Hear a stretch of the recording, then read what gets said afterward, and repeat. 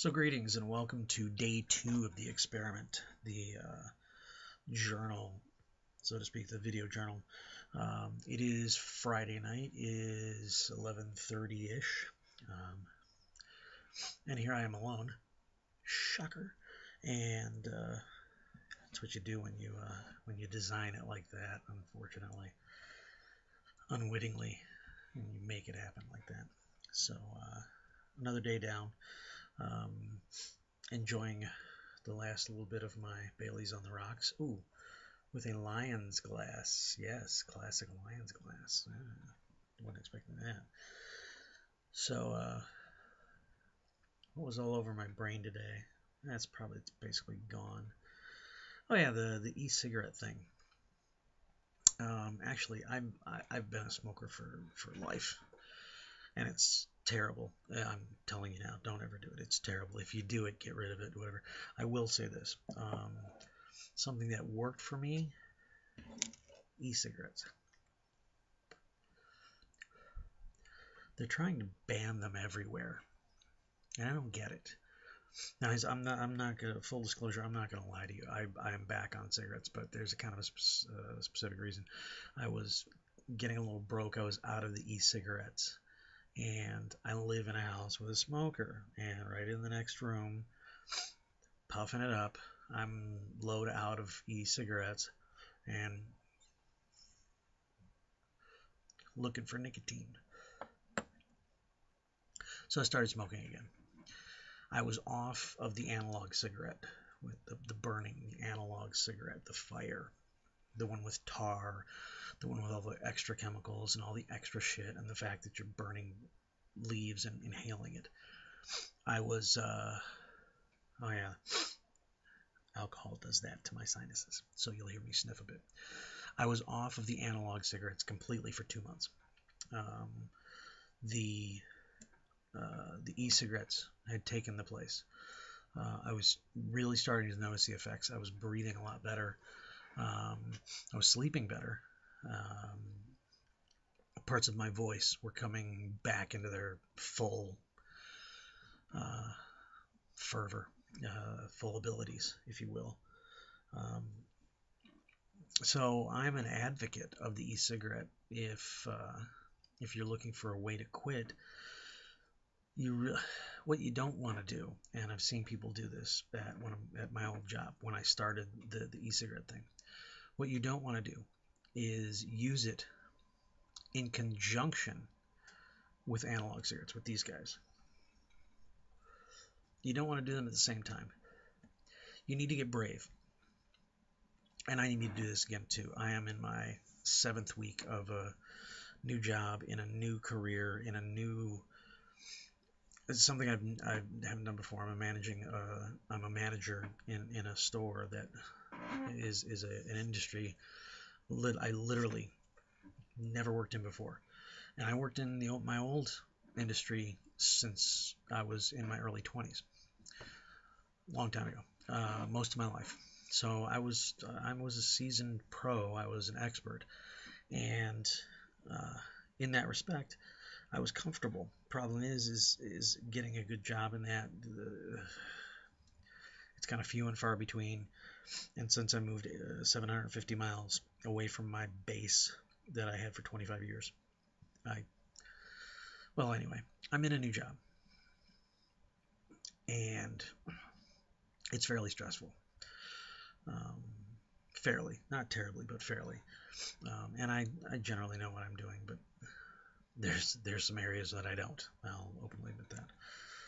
But, and of course, this is going to sound like an excuse, and it's not. It's a reason. It's an excuse. With this new stressful thing, it's really hard to put down the analog cigarettes, the burning, the cigarettes that I've known through my whole life, virtually. I have a full stock of the perishable end of the e-cigarette, the cartridge, where it holds the fluid. I got a full stock on that. I can jump over them anytime. All I have to do is quit buying analog cigarettes. Just quit buying. Stop. And start using the e-cigarettes again. It's what I have to do. My personal thing. It's what I need to do. Problem is I don't want to. Not at the moment. I have to reconvince myself. I have to retell myself. Just stop buying the cigarettes. Because I started on the e-cigarettes with a, hey, I'm going to the store. Do you need cigarettes? As a matter of fact, I'm out. You know what? Pick me up one of those disposables. The big name one. And I got on it, and I made it through a day with it. Because it's only supposed to, it's a pack. And it worked. Anytime I felt the craving, or I needed to get something in my hand to mouth, which is a smoker's, one of the smoker's biggest issues is that hand to mouth thing. Anyway, that being said, it worked for me. I got off of analog burning cigarettes. I got off of them. The problem is I wasn't to a point where I could put the analog cigarette down. I'm sorry, the digital cigarette, the e-cigarette. I wasn't to a point where I could put these things down. So I fell back into the other one because of the availability. Fight the bans on these things. Because if you can completely put away the burning cigarette and get on these are a whole lot easier to get off of. I was slacking back on them, and I was losing the crutch. And if you can stay busy and keep focused, you can kick that habit. I know you can, because I kicked the analog cigarette habit, the traditional cigarette habit, and got on the e-cigarettes, and it was starting to make me feel better. And I'm telling you, fight the bans. New York City is banning them. There's all sorts of places considering banning them. Believe me, it's worth it, people. Fight the bans. Don't let them take away this option, because this option is a nicotine delivery system, just like the patch, just like the gum. The thing is this mimics your behavior, and that's the real crux of it all. That's the deal sealer. If you can get rid of the behavior, and I had started to get rid of the behavior. I'd keep this in my pocket. I'd take out off of it when I felt like I needed it and put it back in my pocket. So I didn't feel like I had to have this thing in my hand all the time. So killing that off, that physical need for the thing, the crutch. My mother puts it a great way. She says, I would quit smoking, but I would have to learn how to drive a car without a cigarette in my hand. That's how pervasive analog cigarettes are, traditional cigarettes are, is you'd have to relearn how to live. You know, you go, if you're a smoker, you know what I'm talking about. You get a cup of coffee, oh, you got to have a cigarette with that. You eat a meal, oh, you got to have a cigarette right after that. You have sex, you got to have a cigarette right after that. You have all these things that you associate with it. It's a whole lot easier to crush that when you're not fighting off the chemical addiction to nicotine, which nicotine changes your brain chemistry. It changes you. It totally whacks that out. And if you do it for a couple of decades, like I have, you're not going to kick that overnight. It's been said that cigarettes are more addictive than heroin, and I believe that. And it's because the addiction is, it's accompanied by the physical, the tactile end of having the cigarette.